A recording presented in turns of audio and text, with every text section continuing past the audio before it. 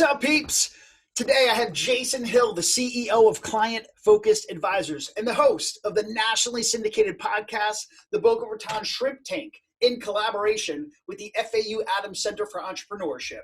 An experienced financial advisor who took the leap from solopreneur to entrepreneur. He built his firm and a team of advisors with 4 offices across the country. He's done what many of you aspire to do. Jason, thanks so much for being on. I'm really excited to hear what you have to say today. Thanks for having me on the show. I'm excited. I see all your content on LinkedIn all the time. Love it. You're so natural with the different things that you post on there, and I'm excited to join your show. Great, man. Great. So before we get going and really get into the 5 questions aspect, what I love to do is give my guest a chance to connect with the audience and really let them know, like, why should I be listening to Jason? What it is that makes you tick. I'd love to get something out of you there that you'd love to share. Yeah, so I love the process of running a business every day, coming to work, getting excited. I get to see my kids in the morning. I don't have to set an alarm clock anymore. They come into my bedroom at around 6 to 6:30 a.m. Get to hang out with them all morning before driving them to school.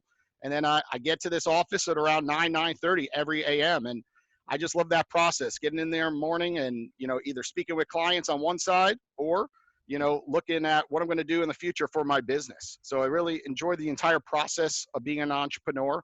There's a lot that comes with it. It's not as easy as it looks on LinkedIn or on Instagram that everyone's posting all the time. There's a lot of struggles. And I have the opportunity to interview some of the best and brightest entrepreneurs in South Florida on our Boca Raton Shrimp Tank podcast that is ran in collaboration with Florida Atlantic University. It's really neat to really see it from their perspective. I get to pretty much listen to a biography every single Tuesday in this office that you see right here. This is the Shrimp Tank studio in the background. And it's kind of neat to kind of have that opportunity to put these entrepreneurs on a platform to really learn about them. And I get, tips every single Tuesday. And I get tips from people like you on LinkedIn every single week as well. So it's kind of neat. So that's a day in the life of my situation. Of course, I have to make some money along the way. So that's where the financial service brand, Client Focused Advisors, is all about.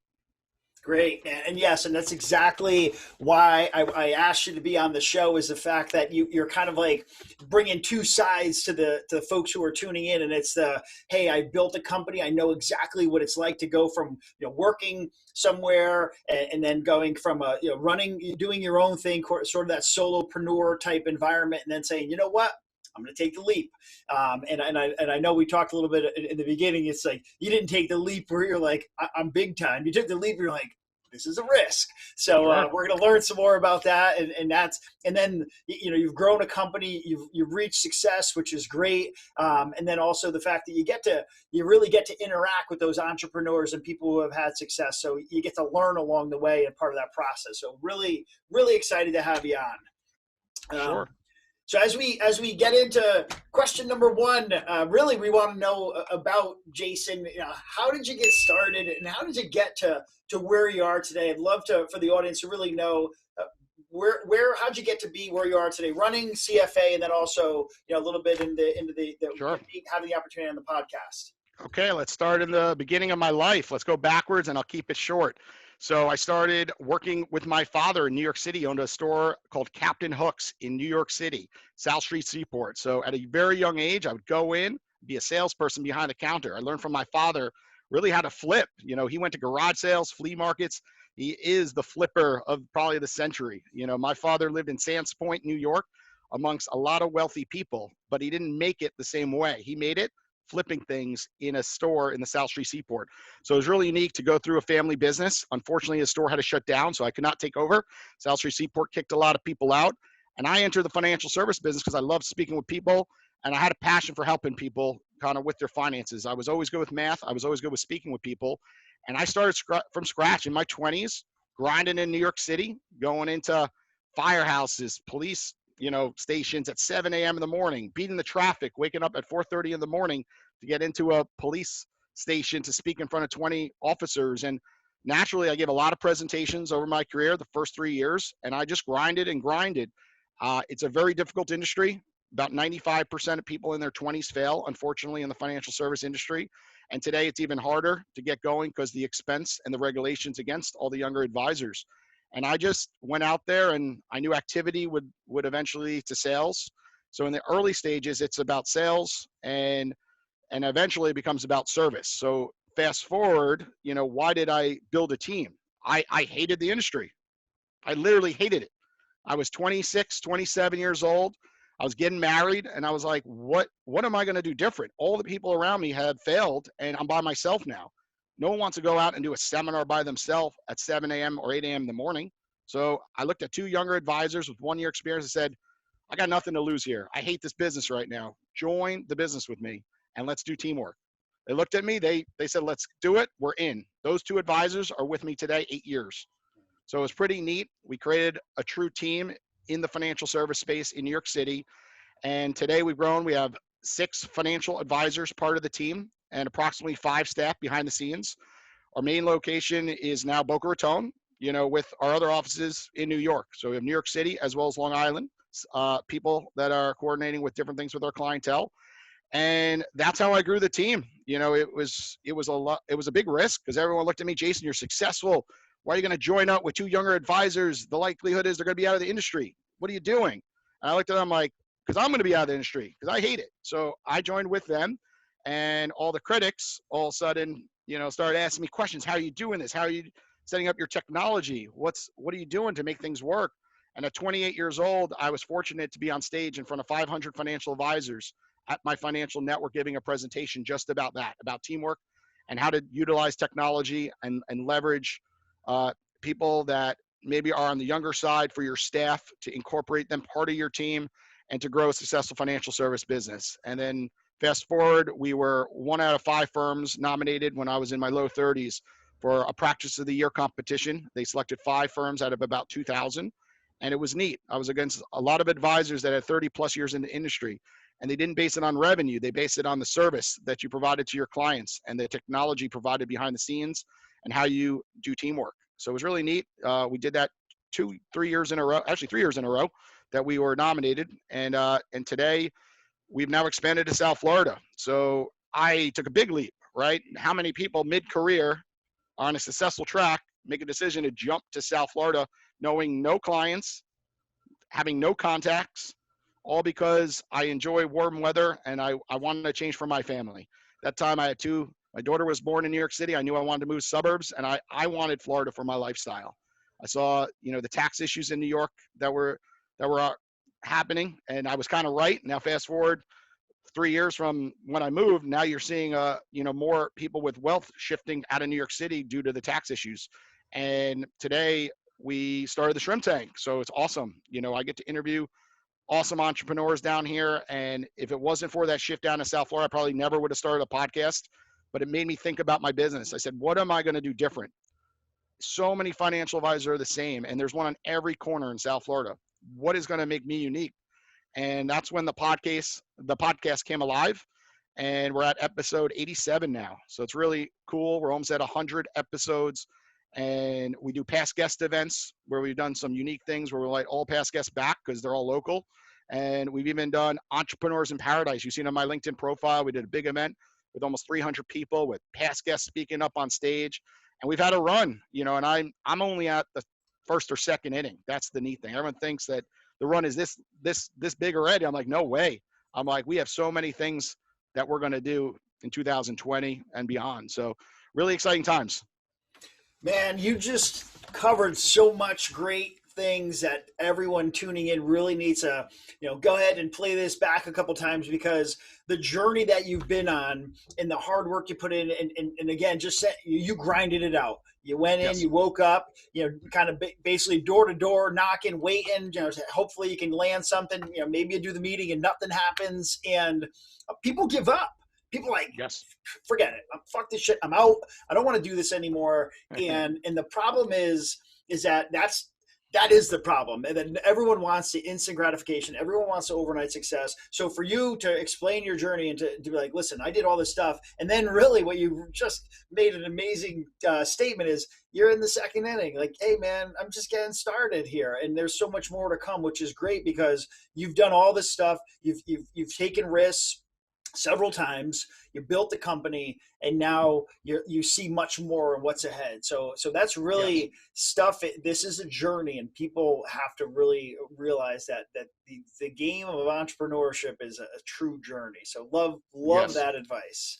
And let me add to the risk side for a second, because when I shifted from New York to Florida, people thought I was absolutely nuts. They're like, you have a whole team you structured and you guys are doing great. And I moved to South Florida with 2 young children. My daughter was 3 months, and I put a lot of money. I had to find an office, right? I had to decorate the office.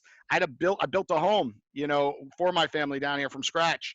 After that, a 3-month-old wakes you up every night in the middle of the night, of course, how difficult that was through the process. And I lost a lot of revenue, right? I shifted to South Florida where all the new clients weren't coming in that I built up. So unfortunately, I had a first year that was very difficult. There was a ton of risk involved, and a lot of money goes into a podcast, right? When you look at our studio, it's top notch. We spent a lot of money, and then you have a dedicated office just for that studio. So everyone looking on the background, sometimes forgets all the costs that went in. And if you look at my first podcast, I was horrible. There was lights on me, and I didn't know what I was doing. I was stuttering. But you got to put yourself out there, and everyone has their first podcast episode. And over time, you overcome, the stage fright, of course. And now it's fun. Now every Tuesday is my favorite day of the week where we get to interview an entrepreneur. So you just got to take risk, and sometimes you don't have to think about everything too much. Just go with it, because that's what it's all about. Yeah, perfection will crush so many. People wait for perfect, and it's not. Sure. It's a fallacy. So you've said a lot of really great things, but one thing that's really sticking with me is the fact that along this journey, you're working with the people that you work with, whether it's individuals, it's teams, it's people in the municipalities that you've worked with in the city, and then also where you're at now in the newer environment down in Boca, where there's all this other opportunity that you've created for yourself, and then the entrepreneurs that you get to interview and work with and hear their stories. You've been exposed to so much insight, and I'd love for you to share with the audience, if we had everyone was listening to Jason right at this moment, what is one piece of advice that you would share? So I'd say from all the entrepreneurs that we've interviewed, you find out that they have such thick skin, and you realize it is 20 times harder than everyone realizes for, on all aspects of their business. You see what they've been through, and you realize that they've gotten probably 500 no's before they get a yes. And you start to really see that episode after episode. I keep waiting for that episode, like, oh, this one's going to come on, tell me it was easy. And it just never happens. It is not easy for any entrepreneur that's walked through these doors. So what you come to realize, they have such thick skin. They are not embarrassed easily, right? Because they've been embarrassed before. They've had to stand, somewhere in the street waiting an hour for a client or customer. They've been waiting for an appointment for 4 hours because they will not leave. You just see that, there's something different with all these entrepreneurs that come into our office. It's not the education level, I would say. Education we don't see as a connect to being a successful entrepreneur. We see that it's the grind. It's the ability to take so many no's and punches to the gut, I guess, over time, and then know that, you'll have the perseverance to just keep going and going. So I would say just thick skin, that is the number one thing I've learned from all these different podcast guests. Great.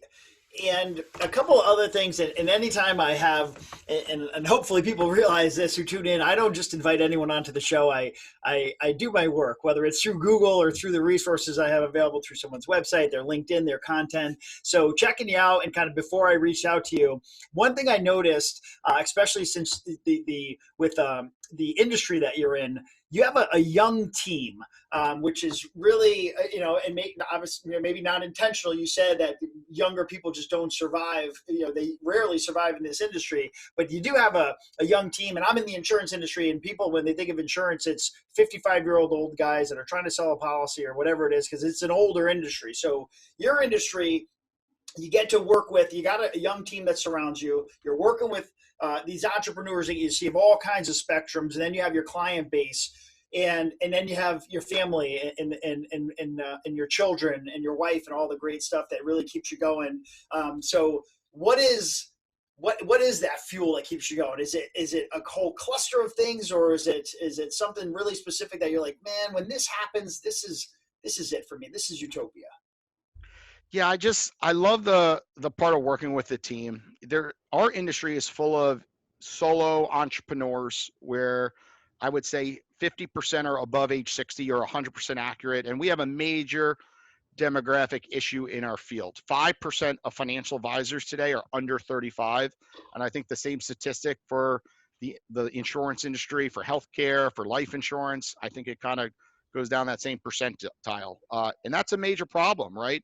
Because when we're looking at clients, look at how many people need advice today that are over 50 or not even 50. They're in their 20s, they need advice, right? It's so important for the 20-year-olds to get proper advice, and they're not getting it. So you have this problem because sometimes the 20-year-olds want to work someone similar to their age that could text them back, that could do a video conference like we're doing. And if the only people they can look to is in their 50s or 60s and they're not really connecting with them, well, that's a major problem, right? So our firm is very young, and we're really proud of that because we pretty much don't exist out there. A young team that has figured it out in one of the hardest cities, right? New York City, where it's very, very expensive to have an office, to have staff, and have benefits for their team, right? So what's really fun is just having a young team, going to work every day and seeing young professionals join our organization that have that passion, that wake up and enjoy posting on social media, enjoy being on video, enjoy, going to dinner with another team that's their age, right? When I joined the industry, that was the issue. I would go to a dinner and I was, in my 20s and everyone else was in their 50s and 60s. And I'm like, this isn't fun. I can't talk shit, right? I can't talk the same way. And they're just in a different lifestyle than I was. And they look at the business a lot differently. So I would say my biggest passion is having a group, having a team. That's exactly what I spoke about when I was up on stage in front of 500 financial advisors that time. It allows me to get up in the morning and be excited to go to work, right? It's nice to go there and educate younger professionals. And sometimes it's not about the money. And that's also what I've learned from a lot of entrepreneurs. Once they start thinking too much about the money, it stops working. The passion is lost. And every advisor has gone up to me, Jason, if you just stop focusing on all these younger advisors and just think about you for a change, your numbers will explode. I go, okay, but that's no fun. I want to be in it. I want to enjoy coming to work every day. I don't want it to be just about money. So that's why I hire a lot of younger advisors. We have one that's 24, one that's 30. I'm 36. My brother's 39. And Bill on our team is 50, but you would think he's 30. He's one of those. So, and now we have Travis on our team, just graduated FAU, who's 22. And our staff in Florida is all in their 20s. So it's really unique to have a financial service firm that's successful in an industry where the percentage is so against you. And we have a whole squad of them. So yeah, that's what keeps me up every day.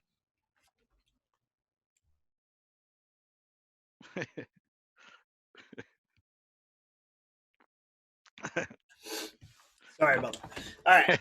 You're like, bullshit. I was like, what? All right. We'll do one of these. Yeah, we'll edit that out of there. All right. So that's great because what you just covered something really that was the passion side. So I want to flip the script on you and put you in the same position, all the people you work with. What is one thing that you see all the time that you're like, man, if I could wave my wand and change this, this would be it? What's that? What would you change if you could? I would look at, when it comes to my field in general, I would say that it's a lot of fluff. People go to these annual conferences. They all know it's a major issue that younger folks are not joining the industry, and they all talk about teamwork, but I find it's fluff. No one's really doing it. They'll put it up on a chart on a big, screen in front of, I was at a conference with 4,000 financial advisors, but then why aren't you having meetings with these financial advisors and trying to get, the older advisors to work with the younger advisors? I think there's a huge disconnect. I think the big financial companies out there are all talk. Personally, I would love to see more of them take action and take a big portion, of funds to kind of go after this problem. and everyone's looking, unfortunately, at the short term, right? Because a lot of them are stock companies and they're worried about, their shareholders, and shareholders, they're looking at the next quarter and the next year, not 5 years, 10 years out. And I'm looking 5, 10 years out. That's why I'm not worried about my profits. I'm looking at when we take a young team and grow one advisor at a time, in 10 years, how cool is it going to be, right? We're going to have 15, 25 advisors likely, and you're going to have people in their 20s, 30s, 40s, 50s at that time, where everyone will understand what's going on. We'll have great culture within our group if we keep up this similar pace. So that would be kind of, one thing that ticks me off, I guess. And then when it comes as, just industry wide, not industry wide, let's just talk out there and open, is what's going on with entrepreneurship, right? When we look at entrepreneurs, it's the hottest thing over the internet. And what ticks me off is everyone's a CEO on LinkedIn. Everyone's a president. And I think we have a big disconnect here, right? If you put up a website and create an LLC for $100, all of a sudden you're a CEO. You have 0 clients and you put it on there and you lie, right? You could put 5 years on your LinkedIn profile. And I just don't understand what's going on, that people are so dishonest with their profiles and faking it before they make it type of approach, and taking videos in front of airplanes and cars. And what ticks me off is I know so many people that drive fancy cars that do not have health care. They're not providing for their family. And that just annoys me. That really rubs me the wrong way, because I came through, a wealthy area in Port Washington, New York, where family comes first, right? You don't skip out and get the car and ditch the health care. What happens if your children have a medical emergency, or family members? Everyone goes through it. And to see people, wanting to look better on social media, I think is a major issue today. And I don't know how to control it, because it's an uncontrollable issue. But you did the right thing looking me up, right? I'm all over, and eventually can't fake it, right? You go down, you can see how many people work for client-focused advisors on their profile. You see the posts that we've done. And that's how I do the same thing on our show. And it's become hard, because a lot of people are consultants and they say they've worked with X or Y or their digital marketing companies. And that's the hardest. Everyone's a digital marketer today that has the CEO next to their title.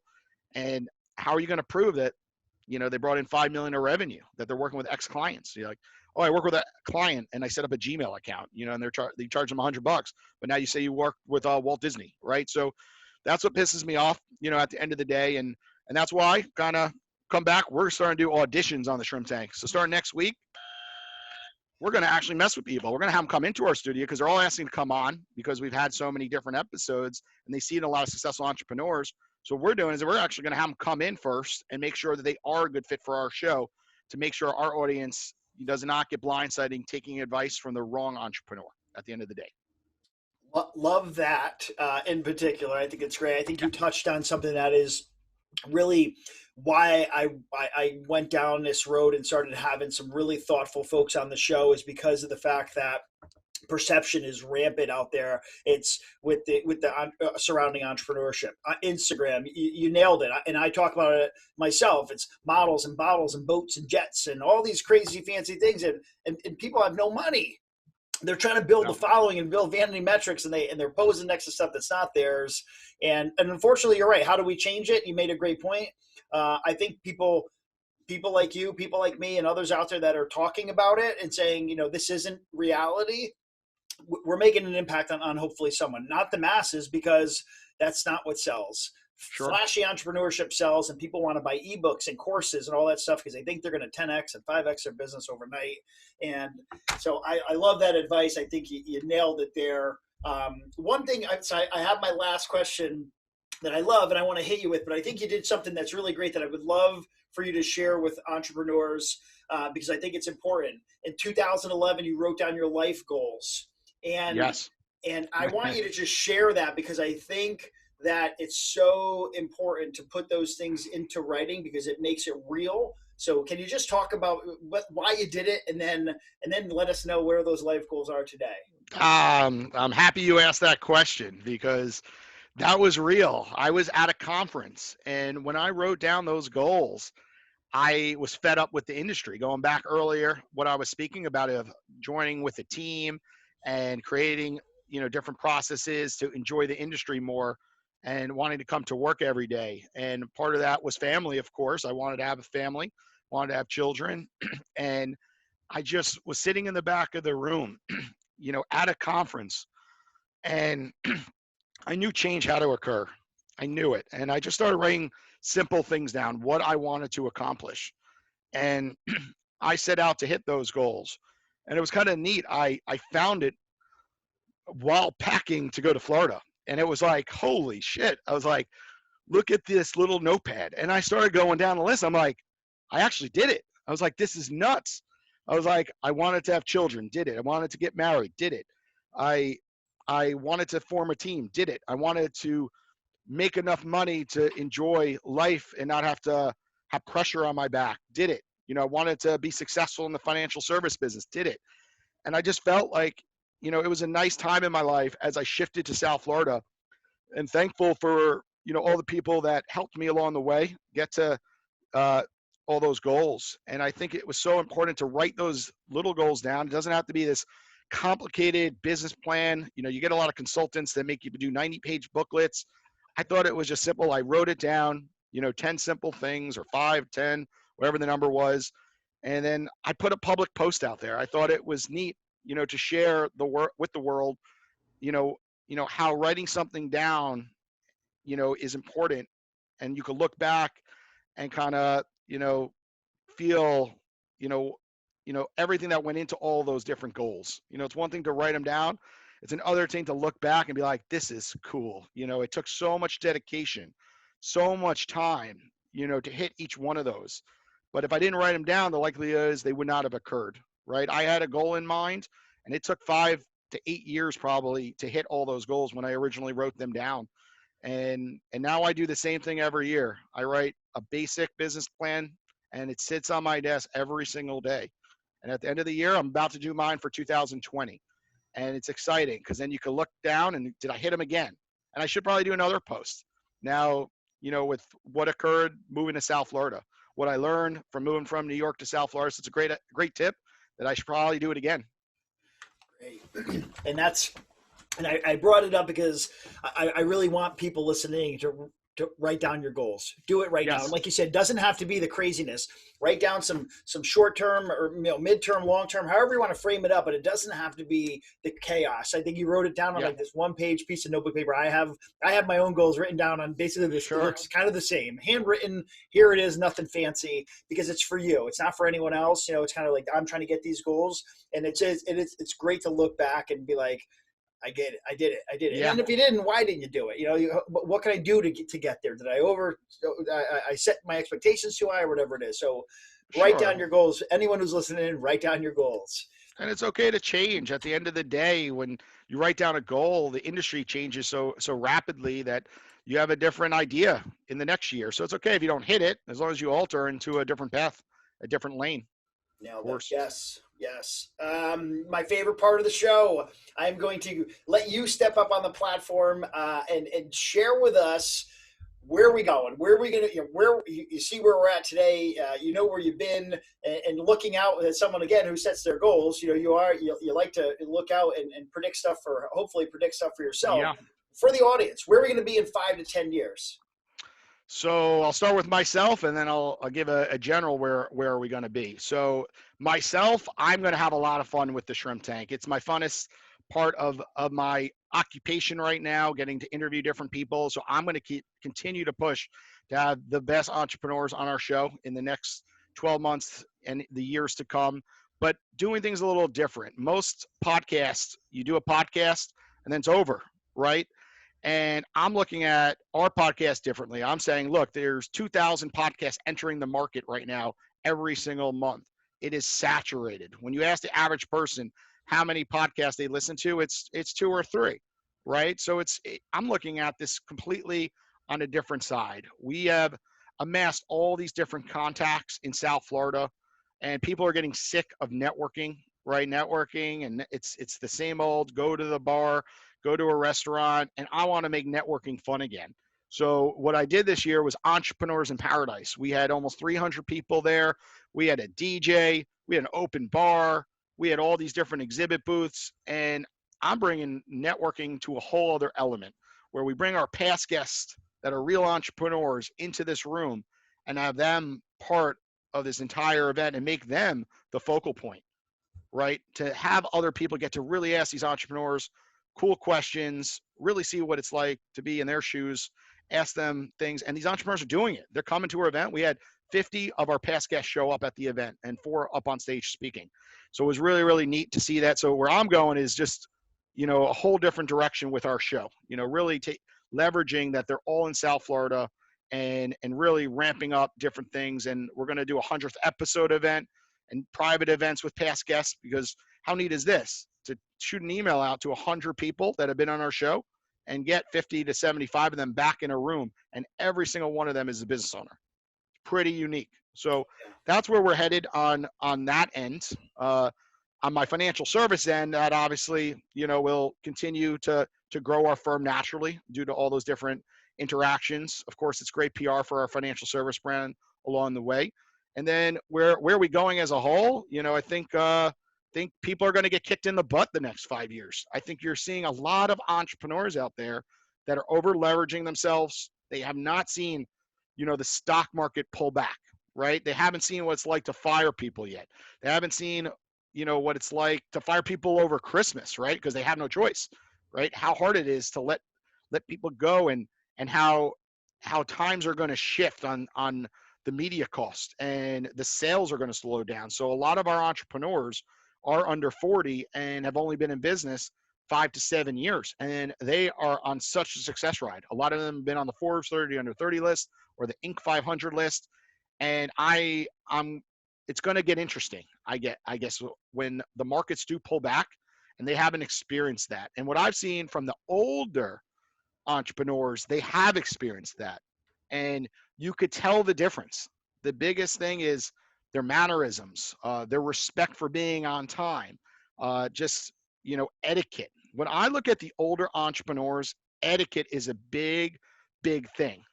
I could reach out to someone with a net worth of over $300 million, and they have more etiquette with me than I do sometime with the 20-year-old entrepreneur that won't even give me their email address, won't return my phone calls. And it's going to come out. I guess people don't, they're hot right now until they're not hot.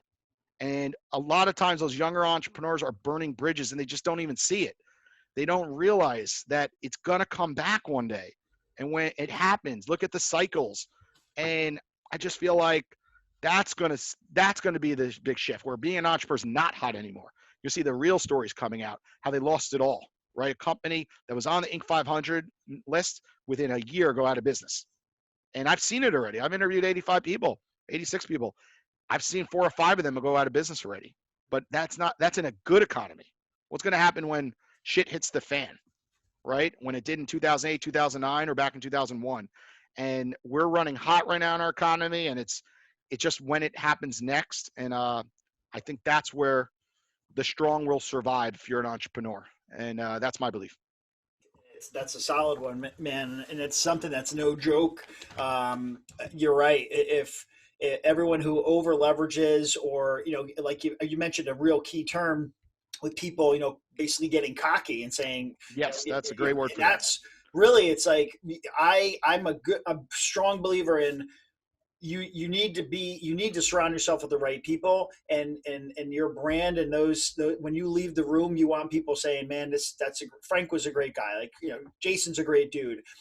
Because if you need them in 3 to 5 years, when you reach out, you don't want them saying, nah, remember you hung up on me, or remember, you know, like the bad experience, whatever it is. And people do that. People burn bridges. They do. And sometimes you can't rebuild them. So I think that's really important for anyone coming up, is to not only be aware that where you're at today might not necessarily be where you're going to be in 3 to 5 years, man. So great advice. And so thanks for everything. You've really covered so much. Where do we find you? Whether it's someone who says, man, I need Jason professionally, and they want to hire you, and they want to learn more about CFA, or you know, maybe they're down in Boca and they say, hey man, what's this shrimp tank? How do I learn more about that? Where are we finding you? So first, if anyone wants to be a guest on our show, just reach out to me on LinkedIn. That's my main platform. I post pretty much every single week, a few times at least. So LinkedIn, Jason R. Hill is my username on there. And we're always looking for awesome entrepreneurs in South Florida. So if you live down here, reach out to me. Second, if you want to just come on the show and listen in, I'm always shocked how many people just don't ask. We have a guest seat. We love having guests in here. We have a lot of students at FAU come on, but if you're not a student, you're just another entrepreneur that wants to learn one week, come on our show. We'll happily give you a microphone to ask an entrepreneur a question. And then also our financial service company's Client Focus Advisor. You go up on our website. The website doesn't change much. So I would say if you want a lot of our content, again, shift over to my LinkedIn profile. That's where we're pushing a lot of content out every week. As a financial service professional, you don't change your website that often due to regulations. So it kind of stays the way it is. But LinkedIn, we're allowed to post things as they're coming live. So I would say follow me on LinkedIn. Shrimp Tank, we pushed on Instagram. Check out Shrimp Tank Boca on Instagram. That's our handle. I'll throw a little shrimp out there. There it is. Might be backwards. There you go. But yeah, follow our show and listen to these entrepreneurs. The content is amazing. You get to hear from some of our past guests that a recent one did a $1 billion exit, and he spoke for 1 hour talking about that exit and growing a company and how the culture of his company was one of the most important things to scaling. So yeah, reach out to me anytime.